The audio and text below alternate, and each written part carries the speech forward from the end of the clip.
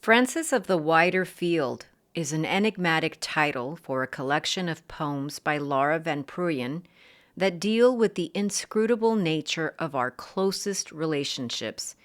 We understand the intimate and familiar parts of those negotiations, even when loss seems to be the intransigent common denominator. The eponymous Francis listens as the poem's speakers ask questions, imagine new worlds, share secrets. The loss of memory is a recurring element, but it opens the way, too, for centering our own remembering and resonance and to giving in to such inevitable forfeiture in order to gain a kind of transformative grace. This is Book Public from Texas Public Radio. I'm Yvette Benavides. Here is Laura Van Prooyen introducing and reading selected poems from her book, Francis of the Wider Field.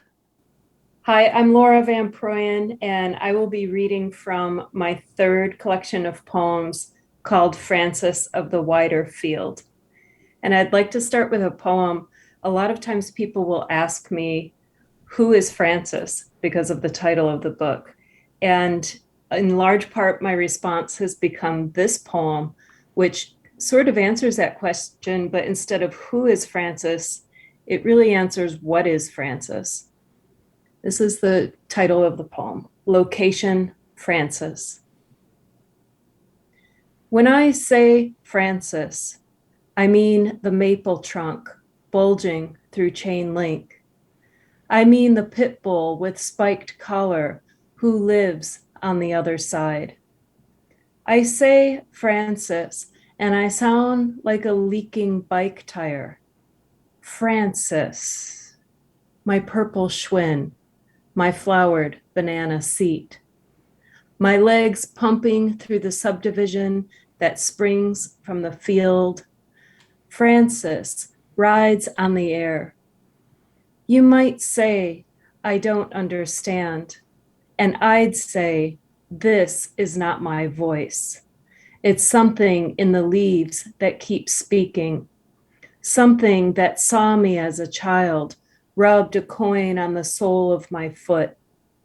When I say Francis, I mean a woman. I mean a place. The dead cling to the land.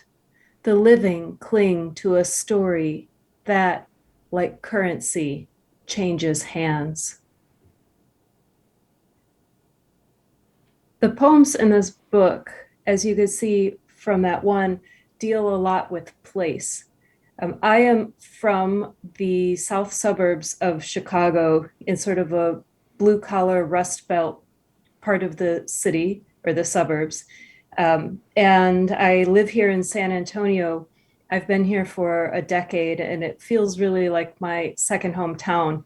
But sometimes there's that pull between a place where you grew up, like where my parents still are, and then that new place that you call home. And this poem speaks to that conflict. It's called Psalm 23 and a half. I left the sloping bank of Thorn Creek, the cracked asphalt of 170th Street, and still windows washed with vinegar shine. Bricks hosed and cleared of vines hold on to mortar decayed. On a ladder, my father scoops leaves from the gutter, never putting off till tomorrow what he can do today. How vain to think distance might change the lines on my palm or the chapter and verse lodged under my tongue. The Lord is my shepherd, but I don't want the green pasture or the still water or a doily under my tea. I don't want the doll with eyes that open or close or the shattered oak with one living limb that my mother insists on saving. I don't want to sit under the clothesline with my mother comparing our feet, noting the veins on our legs look just the same. I know exactly from where I came, from the field, from onions stinging the air and my eyes, from long swaths of land and longer Sundays, spooled out like rough ribbon braided through my hair. So that's a place that I left.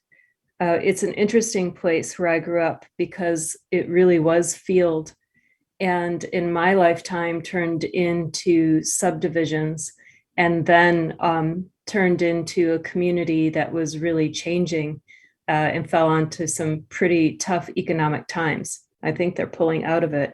But interestingly, my mother has lived there her entire life on the same plot of ground. And so it was rural for most, at least half of her life. But then we moved to other places. And when I moved here to San Antonio, it felt like another home straight away, even if I missed the home that I left. And this poem really speaks to that. This is called San Antonio Dogs, which was one of the first things I noticed about living in the city, that there were more dogs around here than I had ever been accustomed to. So San Antonio Dogs. Dear happiness, tonight a trio of dogs sat at the crosswalk waiting for the light to change. Red, I stopped. They trotted across the street, two mottled mutts and a chihuahua whose legs spun like wheels to keep up. Right across San Pedro and down the sidewalk, their tails up, noses pointed toward purpose. Dear happiness, I never cared for dogs, but they're everywhere here. And when I miss my mother, who was once the mother of all happiness, I see dogs. San Antonio dogs. The one in Olmos Basin, a scrappy mix of ribs and hunger hurrying across the road. Or the stray I found panting in a shred of shade under an agave, in whose muddy eyes spun the tires of the Buick LeSabre from the summer vacation when my mother nearly drove us into the lake. Dear happiness, what laughter when flecked with mud? Or so it once was when laughter was easy. More often now, I drive Frio Avenue to work.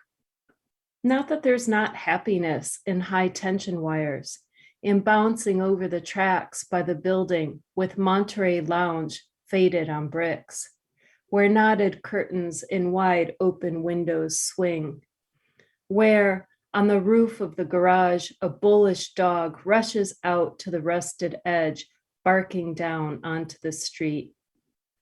He runs so fast, I fear he's not going to stop. One day when that dog wasn't there, I circled the block, waited at the curb, but vacancy jabbed sharper than his barks. How thin the air felt without him guarding the roofline, without his body, dirty white, like tissues my mother used to tuck into her Sunday purse.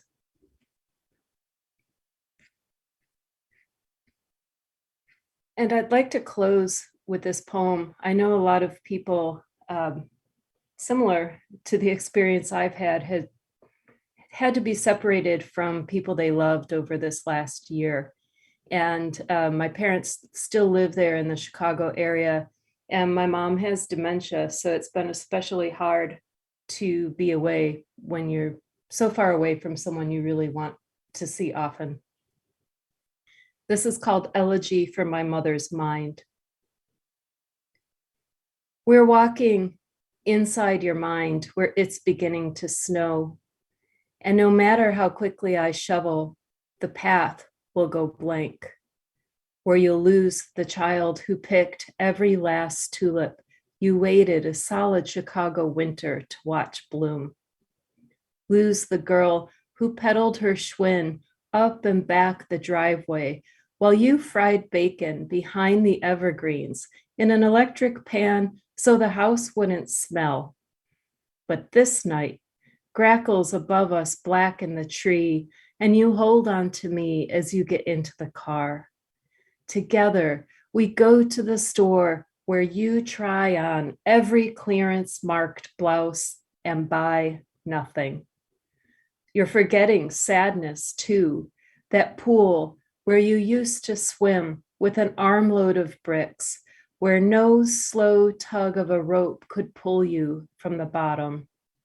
You're forgetting about anyone but you, when before dawn on the piano you pound great balls of fire and the old rugged cross and whistle in searing vibrato. You gift dollar store Kleenex, pour beans into wine bottles, lift my chin and say, I'm so glad you were born. Then your pupils widen and tunnel back to before I was here, before my brothers or sister, before you lost your father, a time of buses and rain, of radio static, and for a minute, you're far from me, so I reach for your trembling hand. Thank you. Thank you for having me here today, and thank you all for listening. Laura Van Prooyen is the author of Frances of the Wider Field. It's published by Lily Poetry Review. She's also the founder of Next Page Press. This has been Book Public from Texas Public Radio. Write to us at bookpublic@tpr.org. Jacob Rosati composed our theme music. Dan Katz is Texas Public Radio's news director. I'm Yvette Benavides.